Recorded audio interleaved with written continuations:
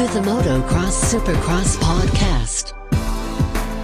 What is up, everybody? This is 114 of the Motocross Supercross podcast. We are going into round 12 of 12, the final race of this Pro Motocross series at Ironman. I'm Adam, here with Claudio. What's up, Claudio? This is it, man. This is it. This is the last race of the season. This is our first look of the season. That's right. And it's been a pretty awesome season so far. We have had kind of some big injuries, and definitely in the 250 class, losing, Jeremy Martin, Zach Osborne, Garrett Marchbanks, lost kind of some big names there. And then in the 450s, we lost Jason Anderson for a little bit, Justin Hill for a little bit, Dean Wilson, Cole Seeley.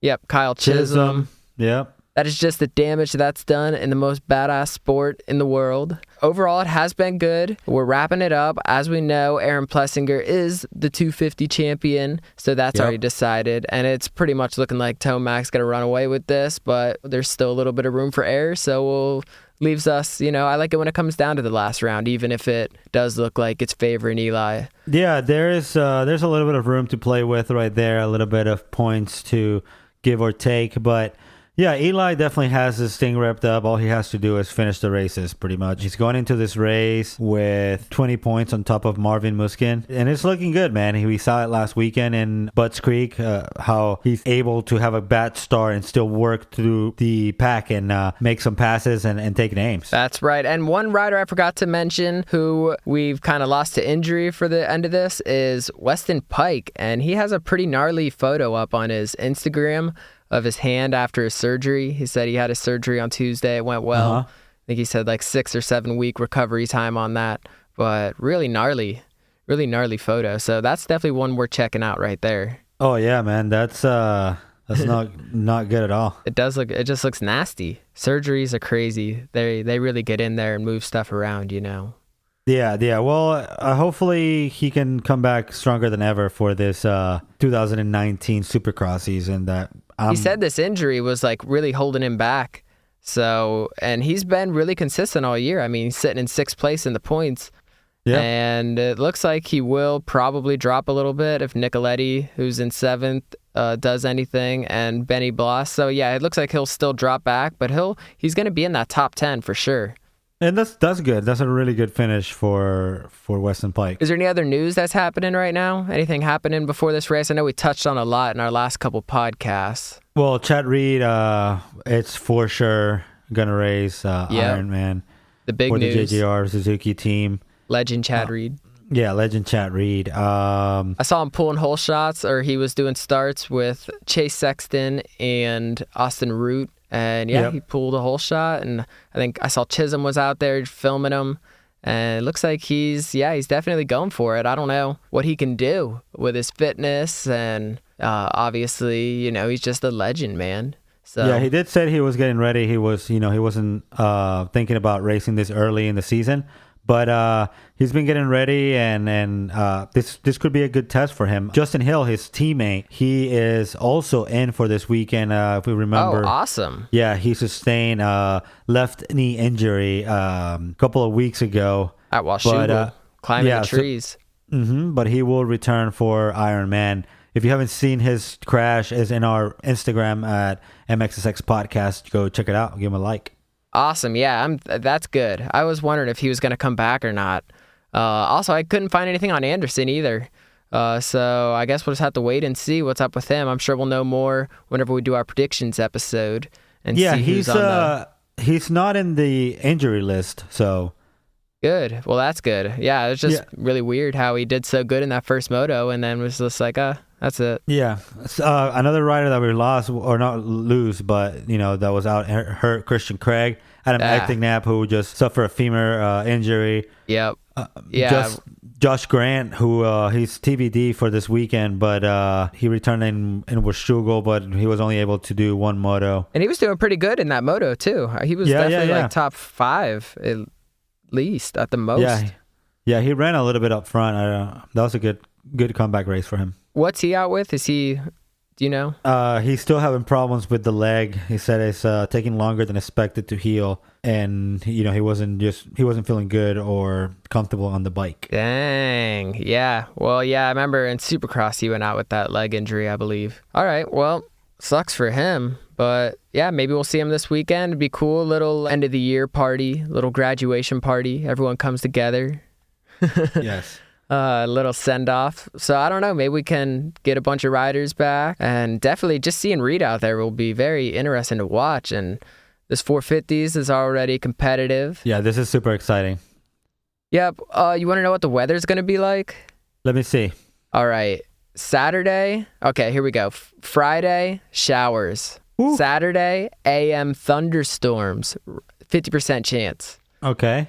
So it looks like a wet one. Partly to mostly cloudy skies with scattered thunderstorms in the morning. High 83, winds south-southwest at 10 to 20 miles an hour. Chance of rain 50%.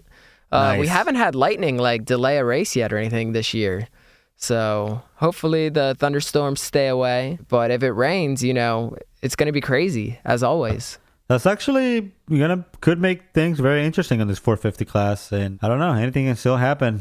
We saw Tomac throw away 30 points in one race, so...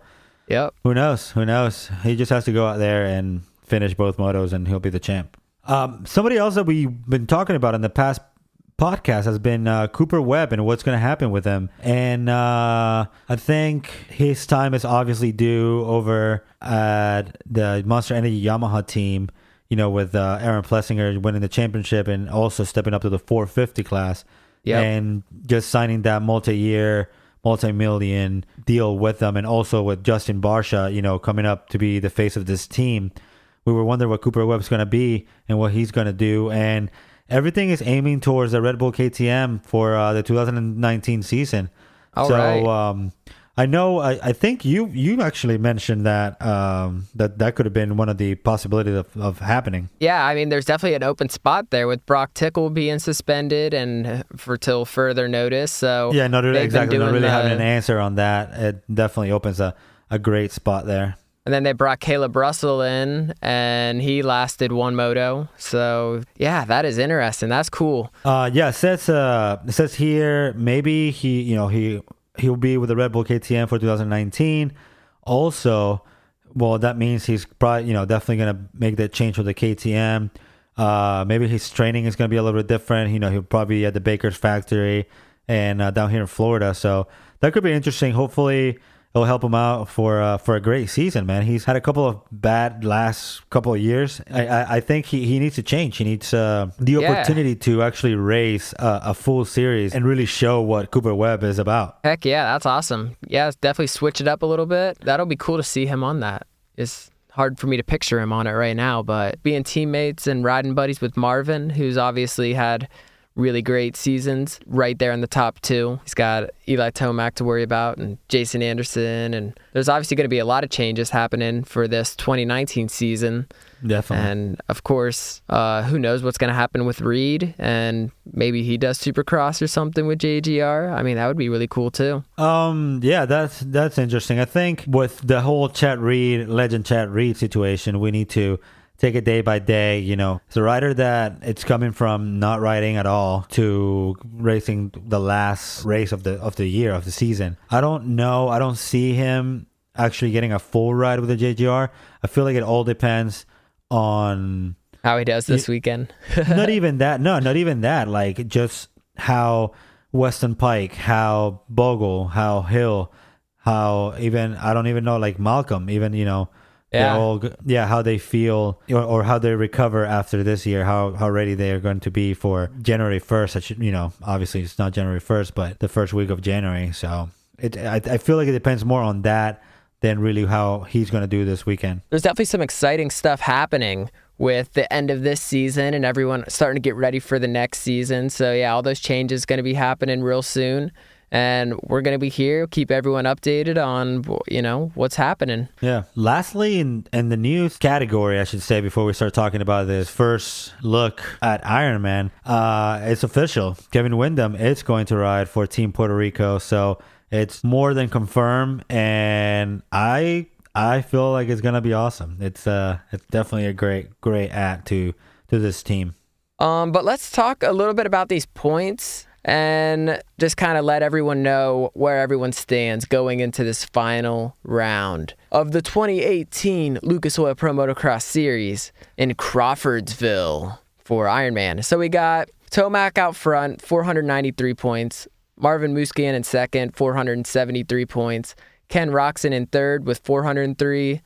Justin Barsha in fourth with 394. Blake Baggett in fifth with 370, and then a big jump down to sixth place, which is Weston Pike, 291.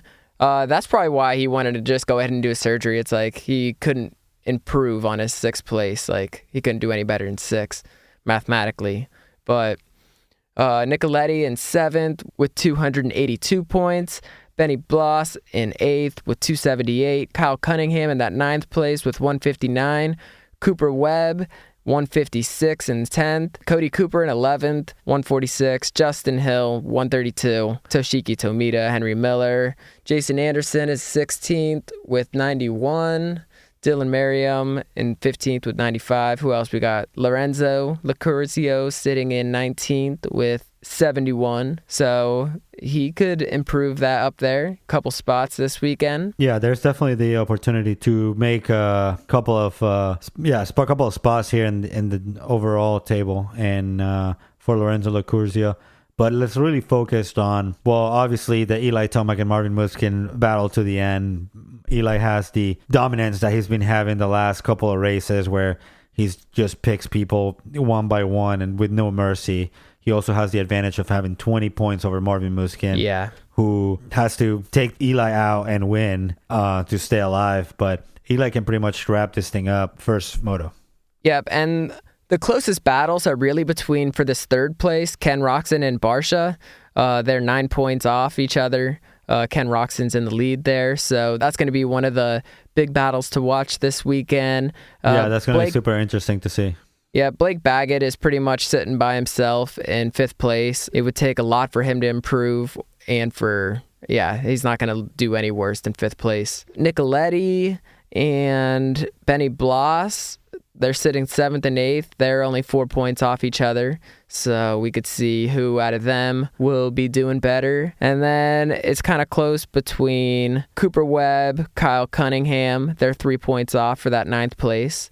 So, yeah, I mean, some little close battles like that to watch, but the championship battle looks like it's pretty much over right there in the 450s, and obviously in the 250s it's already over, and they kind of spaced out too. Alex Martin comfortably sitting in second with 366 points, and Justin Cooper in third with 318 points. But Shane McElrath is sitting in fourth place with 305, so I guess, 13 points, maybe he could make that up and jump into that third place. I guess that's possible. Yeah, that's definitely possible. And RJ right there, too. He's not too far behind. He's only 18 points behind Justin Cooper as well. So anything could happen with these three right here. And at this point, obviously, it's about bragging rights and just getting a better position. But, yeah, the championship's pretty much done with Aaron Plessinger taking it last weekend. That's right. Yeah, if RJ could win, you never know. He could jump up.